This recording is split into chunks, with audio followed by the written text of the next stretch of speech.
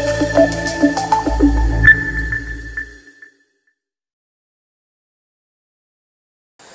Everyone, आज हम लोग पढ़ने जा रहे हैं एक बहुत ही इंपॉर्टेंट कंसेप्ट जिसको बोलते हैं command line argument. Command line argument में क्या होता है कि पहले हम लोग कुछ बातों को समझने कि कमांड लाइन हम बोलते किसको हैं। तो आपने देखा होगा कि जब भी आप यहाँ पे रन पे जाते हैं और लिखते हैं CMD तो ये कमांड प्रॉम्प्ट खुल जाता है। तो ये जो हम लोग ये कमांड प्रॉम्प्ट बोला जाता है और इस कमांड प्रॉम्प्ट के अपने कुछ कमांड होते हैं। कमांड होने का मतलब जैसे अगर मान लीजिए मैंने डेट दिया तो यहाँ पे डेट आ जाता है, जैसे मैंने टाइम दिया तो टाइम आ जाता है। तो कमांड लाइन आर्गुमेंट का अल्टीमेट ऑब्जेक्टिव क्या होता है, इस तरीके के अगर कल को आप अपने कमांड बनाना चाहें तो आप यूज़ कर सकते हैं क्या, कमांड लाइन आर्गुमेंट। बहुत बड़ी बात है, ठीक है, कि आप अपने कमांड बनाना चाहते हैं तो C लैंग्वेज से आप कमांड लाइन आर्गुमेंट को इस्तेमाल कर सकते हैं। तो आइए हम लोग इसको समझने की कोशिश करते हैं कि कमांड लाइन आर्गुमेंट C में किस तरीके से इस्तेमाल होता है। ठीक है, तो जनरली ये मैंने ये बताया कि जनरली मेन फंक्शन को आप इस तरीके से डिफाइन करते हैं। इस तरीके से आप जब मेन को डिफाइन करते हैं तो इसके अंदर कोई आर्गुमेंट देते नहीं है, वैल्यू को रिटर्न करने की बात करते हैं। लेकिन क्या आपको पता है कि मेन फंक्शन के अंदर हम दो आर्गुमेंट भी पास कर सकते हैं। एक है आर्गुमेंट काउंटर और दूसरा होता है आर्गुमेंट वेक्टर। इसको जो पहला आर्गुमेंट होता है INT ARGC और कैर स्टार ARGB, नाम आप बदल सकते हैं वेरिएबल का, लेकिन ये जो पहला आर्गुमेंट होता है इसको बोलते हैं आर्गुमेंट काउंटर और दूसरा आर्गुमेंट होता है इसको बोलते हैं आर्गुमेंट वेक्टर। तो काउंटर रिप्रेजेंट करता है कि कितने नंबर ऑफ आर्गुमेंट है कमांड लाइन पे और वेक्टर रिप्रेजेंट करता है कि उन कमांड्स में है क्या। ठीक है, तो यहाँ पे देखिए मैंने लिखा है पहले पॉइंट में कि we can use command line argument on command prompt. मैंने भी आपको समझाया। अब कमांड प्रॉम्प्ट का मतलब क्या है कि जैसे मान लीजिए कि ये कमांड प्रॉम्प्ट है C ड्राइव, तो यहाँ पे आप कैसे लिखेंगे प्रोग्राम का नाम, तो प्रोग्राम का नाम को रिप्रेजेंट करता है आर्क्स, तो आर्क्स ऑफ 0। ये जो ARGB है बेसिकली यही ARGB को मैंने ARGS यहाँ पे लिखा है, तो ये रिप्रेजेंट करता है क्या, आर्क्स ऑफ 0। ये क्या है, आर्क्स ऑफ 1। ये क्या है, आर्क्स ऑफ 2। ये क्या है, आर्क्स ऑफ n-1। तो ये कमांड लाइन के सामने जो भी आप आर्गुमेंट देंगे उसको रिप्रेजेंट करेगा और इसका इस्तेमाल होता है डॉस के कमांड बनाने के लिए।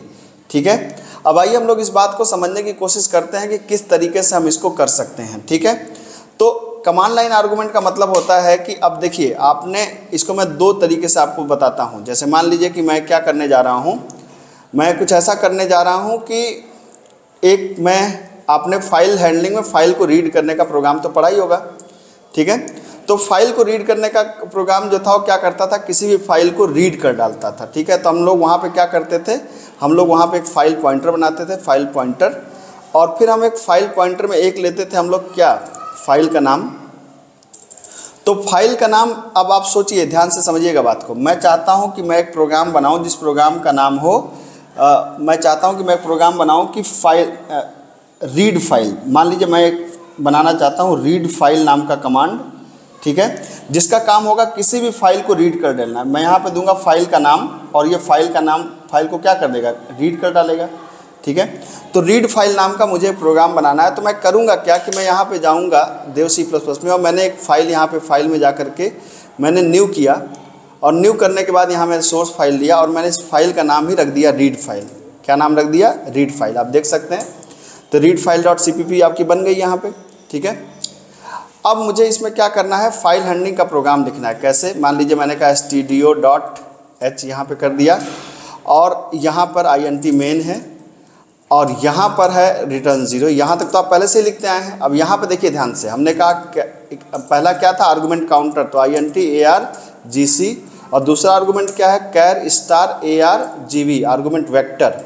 ठीक है, तो ये रिप्रेजेंट करता है कमांड लाइन पे कितने आर्गुमेंट हैं और ये रिप्रेजेंट करता है कि आर्गुमेंट वेक्टर क्या है। आर्गुमेंट वेक्टर का मतलब मैं भी समझाता हूँ थोड़ी देर में आपको। अब क्या है कि जब फाइल हैंडलिंग में का प्रोग्राम बनाते समय, जैसे आप फाइल हैंडलिंग का प्रोग्राम आप बना रहे थे तो FP = आप कह रहे थे fopen, यही कर रहे थे ना, fopen फंक्शन, और इसका काम क्या था, फाइल का नाम। तो अब फाइल का नाम क्या होगा, आप ध्यान से देखिएगा इस बात को, बहुत इंपॉर्टेंट बात है।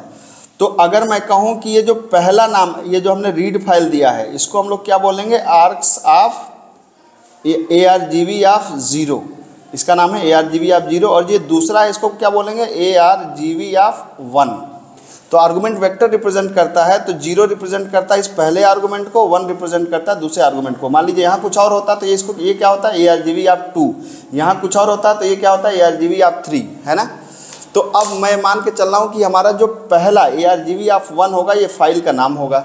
ठीक है, तो फाइल का नाम हमने क्या दिया, हमने कहा कि ARGV ऑफ 1, ये फाइल का नाम है। किस मोड में खोलना है? रीड मोड में खोलना है। अब हम हो सकता है कि फाइल ना भी मिले, तो हम यहाँ पे देख सकते हैं कि यदि FP is equal to null, तो FP is equal to null, तो हमने क्या कहा था? हमने कहा था कि फाइल नहीं मिली, file does not found, file नहीं मिली, ठीक है। और जब फाइल नहीं मिली तो आप इसको क्या कर सकते हैं? एग्जिट 0 मतलब बाहर निकल जाइए। और एग्जिट के लिए आपको क्या लगाना पड़ेगा?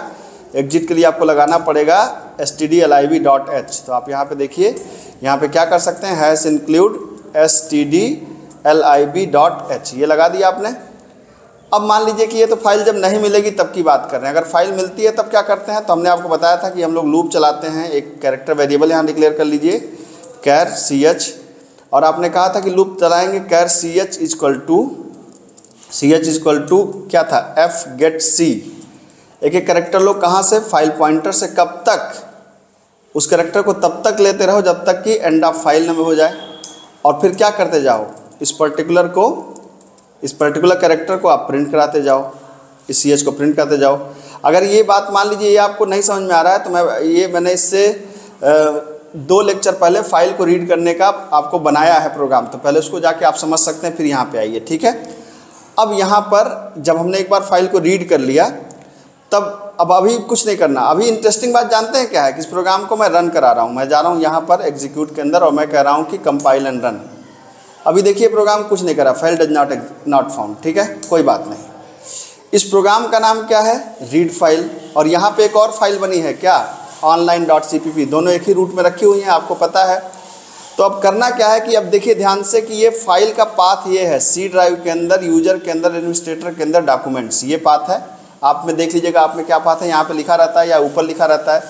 तो मैं यहाँ पर जा करके रन पे जा करके मैं इसको पेस्ट कर दे रहा हूँ। तो मैं डॉक्यूमेंट्स के अंदर चला गया जहाँ हमारा प्रोग्राम सेव है। अब यहाँ पर जा करके आपको टाइप क्या करना है? CMD। तो कमांड प्रॉम्प्ट खुल गया आपका, देखिए आप सीधा वहाँ पे पहुँच गए। तो अब आपने कहा कि रीड फाइल, ये आपका कमांड हो गया, ये कमांड आपने बता दिया रीड फाइल, और फाइल का नाम मान लीजिए आपने कहा online.cpp। ध्यान से देखिए, यही तो लिखा है ना उस फाइल के अंदर, online.cpp के अंदर है, ठीक है। और अगर खुद को भी आप पढ़ना चाहते हैं तो आपने कहा रीड फाइल क्या? रीड फाइल.cpp। ये देखिए यही तो प्रोग्राम लिखा था ना आपने, ठीक है, पूरा प्रोग्राम उसने पढ़ दिया। मान लीजिए कोई फाइल आप देना चाहते हैं, रीड फाइल, हमने कहा धनंजय, तो धनंजय नहीं है, तो फाइल डज नॉट एग्जिस्ट। समझ रहे हैं बात को? तो अब यहाँ पर थोड़ा सा एक बार मैं आपको और समझाता हूँ। हमने क्या किया? अब टेक्निकली हमने किया क्या? हमने रीड फाइल नाम का एक खुद का कमांड बना दिया। कायदे से आपको पता है कि डॉस का इस काम के लिए कौन सा कमांड होता है? इस काम के लिए डॉस का अपना कमांड होता है टाइप कमांड। जैसे हमने कहा टाइप रीड फाइल.cpp, ये देखिए टाइप कमांड ने रीड फाइल दिखा दिया। हमने कहा टाइप online.cpp, लेकिन अब आपने सी लैंग्वेज की मदद से रीड फाइल नाम का खुद का कमांड बना दिया। आपने कहा कि रीड फाइल.cpp को पढ़ डालो, इसने पढ़ डाला पूरा, ठीक है। तो इसका मतलब ये हुआ कि जो टाइप कमांड डॉस आपको दे रहा था कि इससे आप किसी फाइल को देख सकते हैं, आपने अपनी खुद की कमांड बना डाला भाई साहब। ये बहुत बड़ी बात है। अगर आप इसको देखें तो क्या किया है हमने, यहाँ पर पास किया है आर्गुमेंट काउंटर और आर्गुमेंट वेक्टर को। तो आर्गुमेंट काउंटर का इस्तेमाल नहीं किया है, आर्गुमेंट वेक्टर का इस्तेमाल, काउंटर का भी कर सकते हैं, प्रोग्राम थोड़ा और कॉम्प्लिकेटेड हो जाएगा, जो मैं नहीं चाहता हूँ कि हो। तो यहाँ पे हमने कहा कि जो पहला आर्गुमेंट है उसको रीड मोड में खोल के, और उसको बाकी फाइल हैंडलिंग का ही ऑपरेशन है, बाकी नॉर्मल जो फाइल हैंडलिंग आपने पढ़ा था वही काम मैंने यहाँ पे किया है। इसी तरीके से अगले लेक्चर में मैं आपको ये भी बता दूंगा कि आप खुद की फाइल बनाने का कमांड कैसे बना सकते हैं।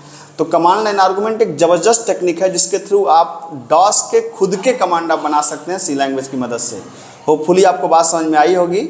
मिलते हैं अगले लेक्चर में। Thank you.